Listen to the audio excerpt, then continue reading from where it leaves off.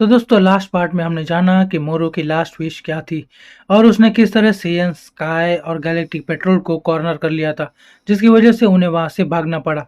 मगर वीडियो शुरू करने से पहले दोस्तों, अगर आप मेरे चैनल पर नए हैं और आपको मेरी एक्सप्लेनेशन वाली वीडियोस पसंद आती हैं तो मेरे चैनल को सब्सक्राइब कर देना, क्योंकि मैं ऐसे एक्सप्लेनेशन लाता रहता हूँ और वो भी डिटेल में। और हाँ, एक और बात, अगर आप में से किसी ने डायरेक्टली इस वीडियो पर क्लिक किया है तो जान लो कि ये एक्सप्लेनेशन की सीरीज का 5वां पार्ट है। अगर आपने इससे पहले के पार्ट्स नहीं देखे हैं तो जाकर पहले वो देख लो, और उन सब की लिंक मैंने डिस्क्रिप्शन में पहले ही दे दी है। अब बढ़ते हैं आज के वीडियो की तरफ। तो चलो आओ यार, शुरू करते हैं।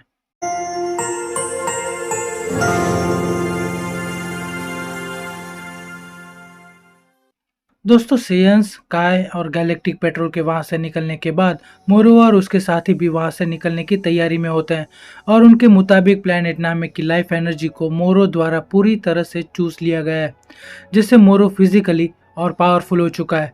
मगर अच्छी बात यह है कि मोरो सेयंस के पीछे अपना टाइम वेस्ट नहीं करना चाहता है, बजाय इसके वो दूसरे प्लैनेट्स को ऑब्जर्व करने के लिए निकल जाता है अपने बाकी के साथियों के साथ।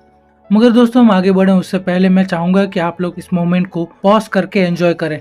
अब मैं नहीं जानता कि मैं इसको कैसे एक्सप्लेन करूं, इसलिए मैं आपके ऊपर छोड़ता हूं कि आप इसको कैसे समझ कर एंजॉय करेंगे। ये एकदम ही डम मोमेंट है, लेकिन एट द सेम टाइम बहुत फनी भी। ओके, अब कोई नहीं जानता कि उन्हें अब मोरो की सिचुएशन को हैंडल कैसे करना है, क्योंकि वो पहले से भी ज्यादा पावरफुल है, और फिर और तो और गैलेक्टिक पेट्रोल के सारे प्रिजनर्स भी उसका साथ दे रहे हैं। ऐसे में उन्हें एक नई स्ट्रेटेजी की जरूरत है मोरो और उसकी फौज का सामना करने के लिए। मगर फिर हमें पता चलता है कि नामेकिन का इकलौता सर्वाइवर और काय सही सलामत एचक्यू में पहुंच चुके हैं। मगर यहाँ पर ग्रेट लॉर्ड ऑफ लॉर्ड्स की पर्सनैलिटी वापस जा चुकी है, और अब काय नहीं रहे, और अब सिर्फ बू रह गया है, जो इस वक्त फाइट करने से थक चुका है और चीर निंद्रा में है। मगर यहाँ जब वेजिटा की बात निकली तो मैं सरप्राइज हूँ कि गोकू जानता है कि वो उनसे अलग क्यों हुआ। गोकू ने कहा कि मुझे विश्वास है कि वो कहीं ट्रेनिंग लेने के लिए गया है। मेरस के पूछने के बाद गोकू अपनी बात को आगे बढ़ाते हुए कहता है, हमारे नॉर्मल टैक्टिक्स मोरो का सामना करने में बिल्कुल भी हेल्पफुल नहीं थे, और मुझे लगता है कि ये बात वेजिटा को भी बहुत परेशान कर रही होगी। मगर हम भी यहाँ हाथ पर हाथ रखकर बैठ नहीं सकते, हमें एक प्लान चाहिए उसे हराने के लिए, ऐसा प्लान जिसमें बू की इन्वॉल्वमेंट की जरूरत ना हो। और शॉट के कट होने के तुरंत बाद ही हमें वेजिटा दिखता है, जो लगातार मोरो को सेंस करने की कोशिश कर रहा था, जस्ट टू मेक श्योर कि वो उनके पीछे पीछे आ रहा है या नहीं। फिर वो गैलेक्टिक पेट्रोल वाला बंदा वेजिटा से प्लैनेट यार्डराज जाने की वजह पूछता है। वेजिटा बताता है कि वहाँ के लोग वॉरियर्स नहीं है, और ना ही वो लोग फिजिकली सूटेबल हैं ऐसे क्लोज कॉम्बैट्स के लिए, लेकिन मैंने सुना है कि उनके पास बहुत सारी टेक्निक्स हैं जो उसके काम आ सकती है मोरो को हराने में। ये वही लोग हैं जिन्होंने कैकरॉट को इंस्टेंट टेलीपोर्टेशन सिखाया। बस इसके बाद ही वेजिटा वहां से चला जाता है, ये कहकर कि वो रूम में थोड़ा आराम करेगा, क्योंकि उन्हें यार्डराज पहुंचने में अर्थ के टाइम के मुताबिक 1 वीक का समय लगेगा, इसलिए वेजिटा थोड़ा चिल करना चाहता है। और मीन टाइम मोरो अपने साथियों के साथ बारी बारी दूसरे प्लैनेट्स को भी बर्बाद कर रहे थे। पहले तो मोरो के स्काउट्स वहां से जरूरी चीजें जैसे कि राशन पानी और जितना हो सके उतना गोल्ड चुरा लेते हैं, और फिर मोरो वहां जाकर उनकी एनर्जी को सोख कर प्लैनेट को बर्बाद करके वहां से फिर दूसरे प्लैनेट्स की ओर निकल लेता है। और फिर ये सारी बातें गैलेक्टिक पेट्रोल को धीरे धीरे मिलने लगती हैं। मगर गैलेक्टिक पेट्रोल इस बारे में कुछ नहीं कर सकते, क्योंकि मोरो और उसके साथी बहुत तेजी से आगे बढ़ रहे थे, जिसकी वजह से वो लोग उसकी लोकेशन को पिन पॉइंट नहीं कर पा रहे थे। मगर मेरस और गोकू को बाद में रियलाइज होता है कि अगर वो लोग मोरो को ढूंढ भी लेंगे तो उनकी जीतने की संभावनाएं ना के बराबर है। मगर यहाँ पर गोकू ने ऐसा कह दिया कि मेरस चौंक गया। गोकू मेरस का टेस्ट लेने के लिए उसके साथ स्पार करने के लिए कहता है, और फिर उसके बाद मेरस गोकू को एचक्यू के स्पेशल ट्रेनिंग रूम में ले जाता है, जहाँ वो दोनों अपना ड्यूल शुरू करते हैं। गोकू एक के बाद एक पंच मारने की कोशिश करता है, बट मेरस उसके नॉर्मल अटैक्स को डॉच कर लेता है। ये देखने के बाद गोकू पहले सुपर सेयन, फिर सुपर सेयन 2 और फिर सुपर सेयन 3 से मेरस पर हमला करता है, बट समहाउ वो भी काम नहीं आते। मेरस ने गोकू के हर अटैक्स को डॉच किया है, मगर जब ये भी काम नहीं आया तब Goku super Saiyan God form में ट्रांसफॉर्म होता है।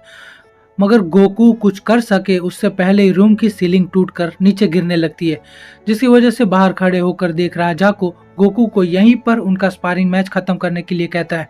गोकू उनके स्पार से हुए नुकसान को देखकर मैच को यहीं खत्म करता है, मगर फिर गोकू अचानक से मीरज से कहता है कि वो उसे ट्रेन करे। यह सुनकर बाहर खड़े होकर देख रहा जाको हैरान हो जाता है।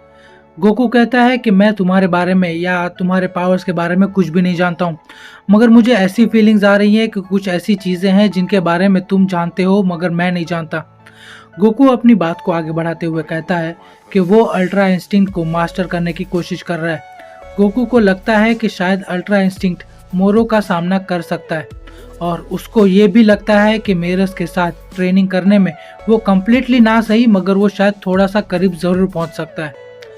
और सरप्राइजिंगली मेरस भी उसकी ये इच्छा को पूरा करने में संकोच नहीं दिखाता है और उसे हाँ कर देता है, मगर वो कहता है कि यहाँ पर जैसी ट्रेनिंग चाहिए वैसी ट्रेनिंग हम यहाँ पर नहीं कर सकते, हमें कोई और जगह ढूंढनी होगी। मगर दूसरी तरफ मोरो के लोग अपना काम किए जा रहे थे। वो चिंदी चोर जिनको मेरस और सेयंस ने मिलकर पकड़ा था, वो लोग फिर उसी प्लेनेट पर जाकर पहुंचे हैं जहां पर वो लोग पकड़े गए थे। उस प्लेनेट को लूटने के बाद हमें पता चलता है कि वो लोग मोरो के साथ काम करने का सिर्फ नाटक कर रहे हैं ताकि वो लोग जहां जाए वहां पर लूट सके, और वो भी मोरो से छुप छुपा कर। उस प्लेनेट को लूटने के बाद जब वो लोग दूसरे किसी प्लेनेट पर जाने के लिए कहते हैं, फिर तब सडनली उनमें से एक को याद आता है कि जब इससे पहले मेरस जब उन्हें पकड़ने के लिए आया था तब वो लोग आपस में अर्थ की बातें कर रहे थे। तब उन्हें लगता है कि अर्थ के पास भी बहुत सारा स्टैश होगा लूटने के लिए, तो वो लोग अपना नेक्स्ट टारगेट चुनते हैं अर्थ को। और फिर हमें लास्ट पेज पर पता चलता है कि वेजिटा फाइनली प्लेनेट यार्ड्राट पहुंच चुका है, और इस बात की पुष्टि नेक्स्ट चैप्टर के फर्स्ट पेज से ही हो जाती है, जहां हमें दिखता है कि वेजिटा और उसके साथ गैलेक्टिक पेट्रोल के एजेंट और उसके शिप को वहां के लोग घेर कर खड़े हुए हैं। और फिर बाद में हमें पता चलता है कि वो लोग कोई लोग नहीं है, वहां पर सिर्फ एक ही बंदा था जिसने खुद की इतनी सारी कॉपीज बनाई थी। वो समझाता है कि हम लोग कोई फाइटर्स नहीं है, इसलिए वो अक्सर कॉपीज बनाते रहते हैं ताकि हमला करने आए लोगों को बेवकूफ बना सकें। वो लोग वेजिटा का स्वागत करते हैं। वो लोग जानते हैं कि वेजिटा कौन है, क्योंकि जब लास्ट टाइम गोकू यहाँ पर था तब उसने उनको वेजिटा के बारे में बताया था। वो लोग ये भी बताते हैं कि गिन्यू फोर्स ने उनको भी बहुत परेशान किया था, मगर गोकू ने उन सबको हरा दिया और इसलिए वहाँ के लोग दोनों सेयंस का शुक्रगुजार हैं। यह सुनते ही वेजिटा गोकू की तरफ से उन्हें वेलकम कहता है और पूछता है कि वो कौन है जिसने गोकू को इंस्टेंट टेलीपोर्टेशन सिखाया था। फिर वो उन दोनों को वहाँ से एल्डर से मिलने ले जाता है जिनका नाम है पाइबरा, अगर ट्रांसलेशन सही है तो। ये वही है जिसने गोकू को वो जुत्सु सिखाया था। फिर वेजिटा एल्डर को अपनी सिचुएशन बयान करता है। फिर जिसने वेजिटा को एल्डर से मिलवाया था वो कहता है कि यहाँ पर एक छोटी सी मिसअंडरस्टैंडिंग हुई है। वो कहता है कि हम फाइटर्स नहीं हैं, अगर तुम यहाँ कोई फाइटिंग टेक्निक सीखने आए हो तो आई एम अफ्रेड मेरे पास ऐसा कुछ भी नहीं है जो तुम्हारे काम आएगा उस मोरू नाम के बंदे को हराने में। यह सुनकर वेजिटा थोड़ा शॉक हो जाता है। वो यार्ड्राटियन अपनी बात को आगे बढ़ाते हुए कहता है कि हम सिर्फ एक ही चीज के ऊपर ध्यान देते हैं, ये वो चीज है जहाँ से हमारी एबिलिटीज का जन्म हुआ है और वो है स्पिरिट कंट्रोल। वेजिटा थोड़ा कंफ्यूज था। वो समझाते हैं कि जिसे तुम लोग एनर्जी कहते हो उसे यहाँ पर लोग स्पिरिट कहते हैं। फिर थोड़ा और डिटेल में जाकर वो लोग वेजिटा को समझाते हैं कि टेलीपोर्टेशन, जुत्सु, जाइगेंटिफिकेशन और यहाँ तक कि शैडो क्लोन भी इसी एबिलिटी का ही एक हिस्सा है। हम यहाँ पर अपने स्पिरिट को कंट्रोल करके ही उसे शिफ्ट करके, स्प्लिट करके या साइज के मुताबिक छोटा या बड़ा करके ही इन सारी टेक्निक्स को सीख सकते हैं। हम इस बारे में पढ़ाई करके उन पर रिसर्च करते हैं, क्योंकि वहाँ के लोगों का मानना है कि ऐसा करने से स्पिरिट के फंक्शन करने के कई रास्ते खुल सकते हैं, उनके लिए भी और स्पिरिट के लिए भी।